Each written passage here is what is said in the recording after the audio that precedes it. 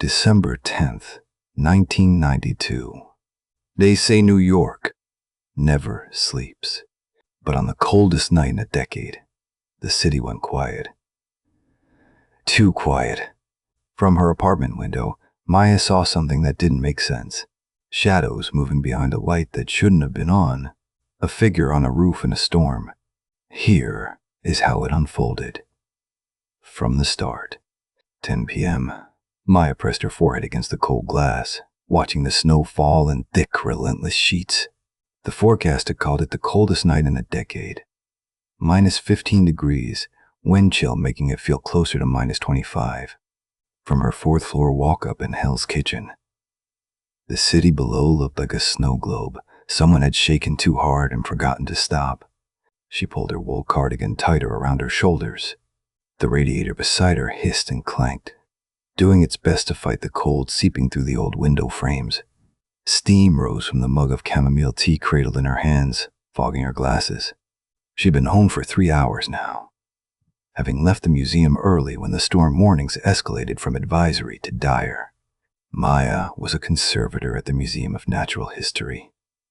She spent her days restoring delicate artifacts, piecing together fragments of ancient pottery with hands steadier than her nerves. At 32. She lived alone by choice, though on nights like this, the choice felt heavier than usual. Her apartment was small, a studio with exposed brick, bookshelves lining every available wall, and a kitchen barely larger than a closet. But it was hers. The building groaned as wind battered the walls. Outside, the city had gone eerily quiet. No cars moved through the snow-choked streets. The usual symphony of sirens had faded to an occasional lonely wail in the distance. Even the bodega on the corner had closed early, its neon sign dark for the first time she could remember. She was about to turn away from the window when she noticed it. Across the narrow courtyard that separated her building from the next, a light flickered on in a third-floor window. Maya had lived here for 4 years and had never seen anyone in that apartment. The window was always dark, the curtains always drawn. She'd assumed it was vacant, one of the countless empty units in a city where landlords hoarded properties like dragons hoarded gold. But now, through the driving snow, she could see movement. A shadow passed behind thin curtains. Another. 2 figures. Maybe 3. Moving quickly back and forth across the small space. Maya told herself it was none of her business. People had the right to move about their own apartments. Maybe new tenants had moved in. Maybe she'd simply never noticed the apartment was occupied. She turned on the television for distraction. But every channel showed the same thing. Meteorologists pointing at ominous red and purple swirls on radar maps. Reporters standing on empty streets warning people to stay inside. Ticker tape scrolling with closure announcements. She made herself a grilled cheese sandwich, the butter sizzling in the cast iron pan her mother had given her. Comfort food for uncomfortable nights. The radiator continued its rhythmic clanking. Clank hiss, clank hiss. A lullaby of old New York buildings, but her eyes kept drifting to the window. But the light was still on across the courtyard. The shadows were still moving. And now, as she watched while eating her sandwich, she noticed something else. One of the shadows was carrying something large and bulky. The figure struggled with it, another shadow helping, and together they moved whatever it was from one side of the room to the other. Maya's imagination began to spiral. She'd listened to too many true crime podcasts during her long hours of detailed restoration work. Her mind conjured scenarios, none of them good. She shook her head, trying to dislodge the thoughts. This was New York. People moved furniture at all hours. People lived strange schedules. There was no reason to assume anything sinister, except the urgency of the movements, the way the shadows kept returning to the windows, looking out as if checking for something, or someone. 11 p.m. The temperature in her apartment had dropped noticeably. Maya put on a second pair of socks, thick wool ones, and wrapped herself in the chenille throw blanket from her couch. She made hot chocolate this time, the real kind, melting dark chocolate into warmed milk and adding a splash of vanilla. The sweetness helped calm her nerves. She tried to read, picking up the novel on her nightstand. A mystery, ironically. But the words blurred together. Her attention kept fracturing, pulled back to the window across the courtyard. The light was still burning. The shadows were fewer now, just one figure pacing back and forth, like a caged animal. Then her phone buzzed. A text from her neighbor down the hall. Mrs. Chen, a 78-year-old widow who treated Maya like a surrogate granddaughter. "Did you hear those sounds earlier? Around 9? Sounded like shouting from somewhere in the building. Maybe next door? This storm makes me nervous. Are you okay, dear?" Maya's chest tightened. She texted back. "I'm fine. Didn't hear anything. Probably just the wind or pipes. Stay warm. Call if you need anything." But now she was listening. Really listening. Beneath the howl of the wind and the hiss of the radiator. The old building was full of sounds. Footsteps in the apartment above. Water running through pipes. The creak and settle of century-old beams. And something else. A rhythmic thumping that might have been someone hanging pictures or might have been something far worse. Maya went back to the window. The figure across the courtyard had stopped pacing. It stood perfectly still, facing the window. Facing her. Facing her. She stepped back quickly, heart hammering. Though rationally she knew the person couldn't see her clearly through the snow and darkness. Still, something about that motionless silhouette sent ice through her veins. 12 a.m. Sleep was impossible. Maya lay in her bed. Really just a mattress on a low platform in the corner of the studio, staring at the ceiling. Shadows from the streetlight below danced across the plaster, distorted by snow. She'd turned off most of her lights, leaving only a small lamp burning near the bathroom. The wind had intensified, screaming around the building's corners like something alive and angry. Snow pelted the windows in waves, almost like rain. On nights like this, the city felt ancient and wild, barely contained by concrete and steel. She thought about calling someone, her sister in Boston, her friend Rachel in Brooklyn, but what would she say? That she'd seen shadows moving in a window, that it made her uneasy? They'd tell her to stay inside, stay warm, stop watching so many thrillers. Instead, she got up and went back to the window. The light across the courtyard was off now. The apartment sat dark and still. Maya felt a strange mixture of relief and disappointment. Maybe whoever was there had simply gone to sleep. Maybe she'd let her imagination run away with her. But then she saw the other light. This one was on the roof of the adjacent building. A flashlight, maybe. Or a phone screen. It moved erratically, sweeping back and forth across the roof's edge. Who would be on a roof in this weather? It was suicidal. The wind alone could knock someone over the edge, and the snow would make every surface slick as glass. Maya pressed closer to the window, her breath fogging the glass. She wiped it away with her sleeve. The light continued its strange dance for another minute, then disappeared. 5 minutes later, she heard the sirens. They started distant and grew louder. The distinctive wail of police cars, then the deeper horn of a fire truck. Maya threw on jeans under her pajama pants, pulled a heavy sweater over her thermal shirt, and grabbed her coat. She knew she should stay inside. But something pulled her to see what was happening. The building's hallway was dim, lit only by emergency lights that cast everything in sickly yellow. She took the stairs.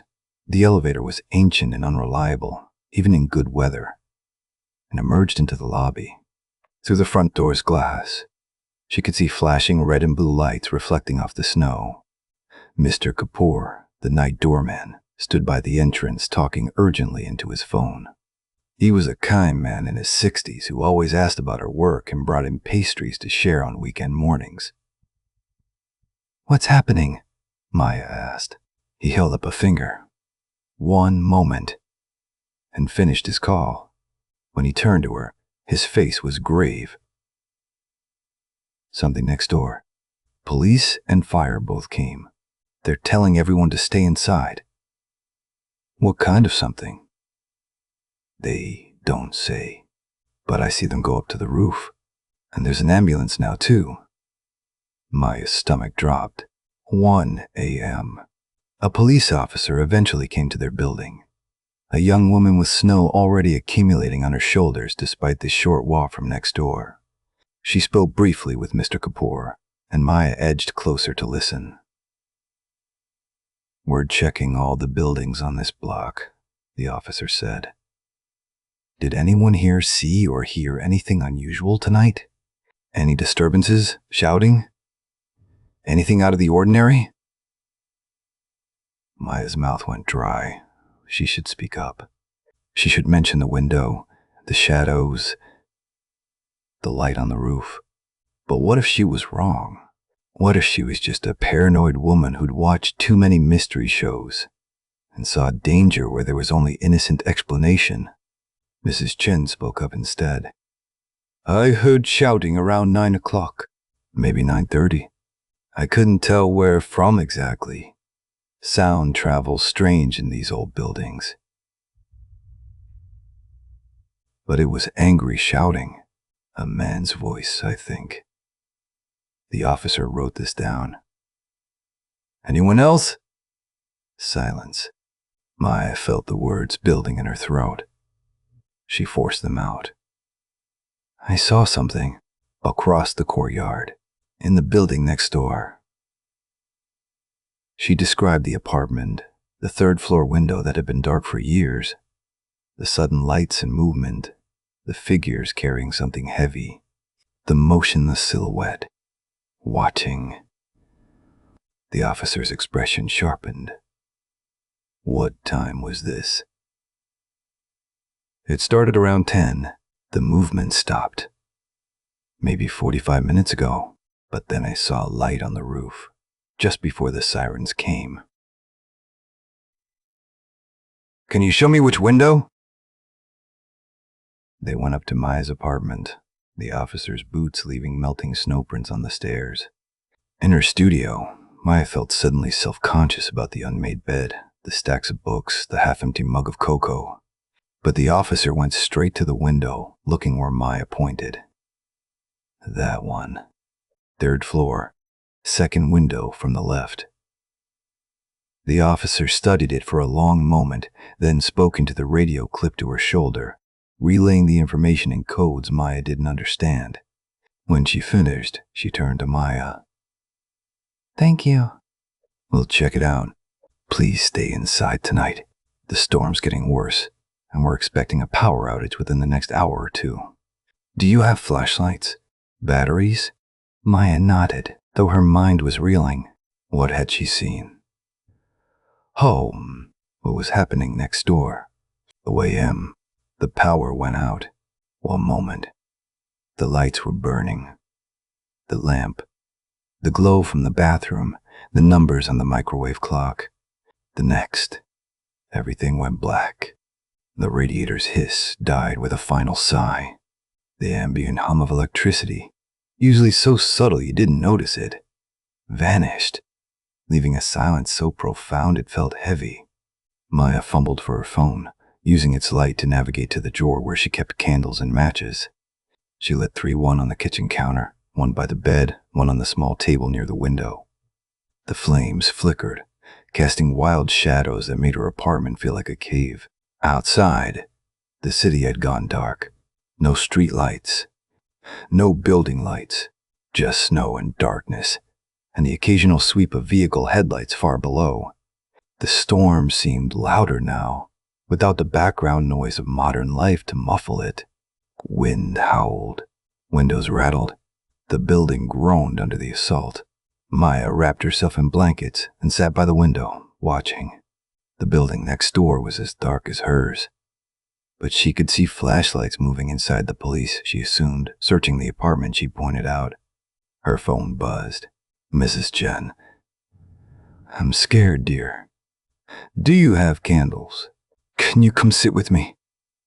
Maya hesitated. She wanted to stay at the window, to see what the police found. But Mrs. Chen was elderly and alone, and Maya couldn't ignore that plea. She gathered her phone, a flashlight, and some extra candles, and made her way down the dark hallway to Mrs. Chen's apartment. They sat together in Mrs. Chen's kitchen, warmed by a gas stove. One of the few advantages of buildings this old, and drinking tea from a kettle heated over the flame. Mrs. Chen had lived in this building for 37 years, she told Maya. She'd raised 2 children here, watched the neighborhood change a dozen times over, weathered storms and blackouts, and even a small fire on the 2nd floor back in 1993. But this feels different, she said, her weathered hands wrapped around her teacup. Something's wrong tonight. I can feel it. Can't you? Maya could. The weight in the air. The tension that had nothing to do with the storm. She told Mrs. Chen everything. The window, the shadows, the figure on the roof, what she'd told the police. Mrs. Chen listened intently, her dark eyes reflecting the candlelight. When Maya finished, the older woman was quiet for a long moment. Then, I knew that apartment, the one you're talking about. A man lived there, long time ago, 15, maybe 20 years. He was, she searched for the word, troubled, angry. There were complaints, noise, threats. He hurt someone, I think. They took him away. I thought the apartment stayed empty after that. Bad memories, you know. The landlord couldn't rent it. Maya's skin prickled. But someone was there tonight. Or something old got stirred up by this storm. This city has long memory, Maya. Buildings remember. It was the kind of statement that would normally make Maya smile. She was a scientist, a conservator, someone who dealt in facts and evidence. But on this night, in this darkness, with the storm raging outside and the power gone and the city transformed into something primal, she found she couldn't dismiss it. 3 a.m. A knock on Mrs. Chen's door made them both jump. Maya went to answer it, flashlight in hand. The police officer from earlier stood in the hallway, her face now etched with fatigue. Ms. Martinez, I saw your light under the door. Can we talk? Maya invited her in. The officer, her name tag read Santos, accepted a cup of tea gratefully and sat at Mrs. Chen's small table. We found something in that apartment, she said. Or rather, we found the absence of something. The door was unlocked. The apartment's been empty for years, according to the landlord, but there were fresh footprints in the dust, marks on the floor like something heavy had been dragged. And the window, the one you saw the figures in, was open. In this storm, someone had opened it. But why? Maya asked. That's what we're trying to understand. There's no body, no evidence of violence, but there's also no explanation for why someone would break into an empty apartment during the worst storm in a decade and then go up to the roof. She paused. We did find something on the roof. Oh, a bag full of clothes, documents, some cash, like someone was preparing to run. Whose clothes? Mrs. Chen asked. We're still identifying, but we found something else that might interest you, Miss Martinez. Officer Santos pulled out her phone, showing Maya a photograph. Do you recognize this? It was a pottery shard, photographed against the police evidence ruler. Ancient, by the look of it, with distinctive red and black geometric patterns. Maya's breath caught. That's Mimbres pottery, she said immediately. Southwestern Native American. Probably 10th or 11th century. It's extremely valuable, and... She stopped, realization dawning. And 3 pieces matching that description were stolen from the museum 6 months ago. The case is still open. The case is still open. We thought they'd been smuggled out of the country. Officer Santos nodded slowly. We found about a dozen pieces, all wrapped carefully, hidden in that bag on a roof. Someone was trying to move stolen artifacts during the storm, maybe thinking the chaos would provide cover. But something went wrong. The shouting Mrs. Chen heard, Maya said. An argument, maybe between thieves? Maybe one of them tried to back out or take a bigger share? Possibly. We're checking hospitals and urgent care centers now. Someone might have been injured in a struggle. The roof is treacherous tonight. 4 a.m. The power flickered back on. Lights blazed throughout the building, sudden and harsh after hours of candlelight. The radiator coughed and began to hiss again. Maya's phone, nearly dead, gave a grateful buzz as it detected the restoration of the Wi-Fi signal. Officer Santos left to coordinate the ongoing investigation. Mrs. Chen, exhausted by the night's events, went to bed, but not before squeezing Maya's hand. You did good tonight. You paid attention. In this city, most people train themselves not to see. You saw. Maya returned to her own apartment as dawn began to break. Though break was too optimistic a word for the weak gray light that seeped through the continuing storm, she was exhausted but wired, her mind spinning through everything that had happened. She stood at her window one more time, looking across the courtyard. Police tape now sealed the door to the apartment next door. The window that had held so much mystery was just a window again, dark and ordinary. Her phone rang, an unknown number. Miss Martinez. This is Detective Torres, NYPD. Officer Santos said you identified some pottery from our recovery tonight. We need you to come down to the station when the storm clears and formally examine the pieces. We think this might break open a smuggling ring that's been operating for years. Your tip, what you saw tonight. It might have saved priceless artifacts from disappearing forever. Maya agreed, a strange pride warming her chest despite her exhaustion. After she hung up, she made herself another cup of tea and settled onto her couch, wrapped in blankets, watching the snow continue to fall. 6 a.m. She must have dozed, because when Maya opened her eyes again, proper morning had arrived. Or as proper as it could be under thick storm clouds. The snow was still falling, but less aggressively now. A few cars moved slowly through the streets below. The city was returning to life. Her phone showed dozens of messages. Her sister, her friends, co-workers asking if she was okay, if she had power, if she needed anything. And one from Detective Torres with a new photo attached. It showed all the recovered pottery pieces laid out in an evidence room. 13 fragments in total, including 2 that hadn't even been reported missing yet.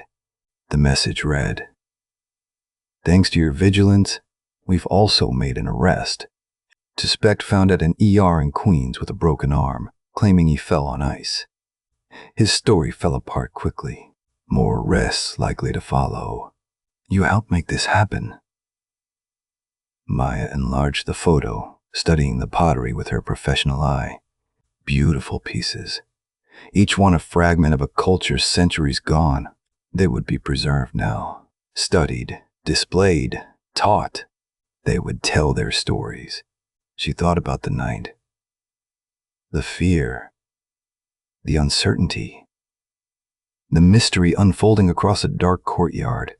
She had imagined so many scenarios, some far more sinister than the reality of interrupted smugglers. But the unease she'd felt had been real. The need to pay attention, to speak up, had been right. 8 a.m. Mr. Kapoor called up to her apartment. "Ms. Martinez, there's a reporter here. She's talking to residents about last night." I told her you were the one who spotted the suspicious activity. She'd like to interview you if you're willing. Maya looked at herself in the bathroom mirror. Hair wild, eyes shadowed with exhaustion. Still wearing the layered clothes she'd thrown on at various points during the night, she looked like she'd survived something, which, in a way, she had. "Tell her to come up," she said. The reporter was young, energetic, despite the hour and the weather, recording the interview on her phone for a podcast about urban mysteries. Maya told the story again, watching it become something more polished in the retelling, something with a clearer narrative arc than the messy, frightening reality had possessed. After the reporter left, Maya showered and changed into clean clothes. The radiator was working overtime now, making the apartment almost too warm. She opened a window slightly, letting in cold air and the sound of the city. Louder now, returning to its usual chaos. 11 a.m., the museum called.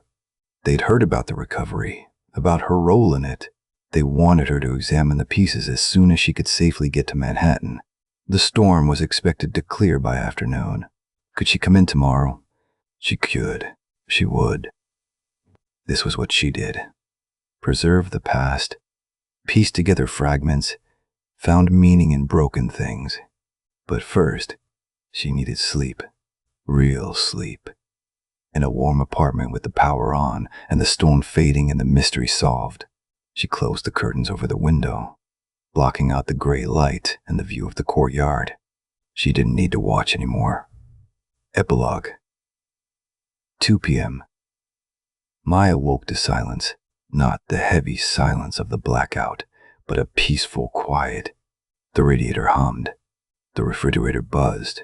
Outside, she could hear the scrape of shovels on sidewalks, the beep of trucks backing up, the muffled sounds of the city digging itself out. She made coffee. Real coffee from her electric maker. A luxury after the night's improvised tea, and stood by the window one last time. The snow had stopped. Weak sunlight broke through the clouds, making the white-covered city sparkle like something from a fairy tale. The building next door looked ordinary in daylight. The taped-off apartment was just one window among many. No shadows moved behind it. No mysteries remained. But Maya knew better now. She knew that every window held a story, that paying attention mattered, that the city she lived in was full of hidden narratives waiting to be noticed by someone curious enough, brave enough, or perhaps just insomniac enough to see them. She thought about the pottery pieces, waiting for her examination, fragments of lives lived 1,000 years ago, preserved by chance and care, now saved again by a sleepless woman watching the storm.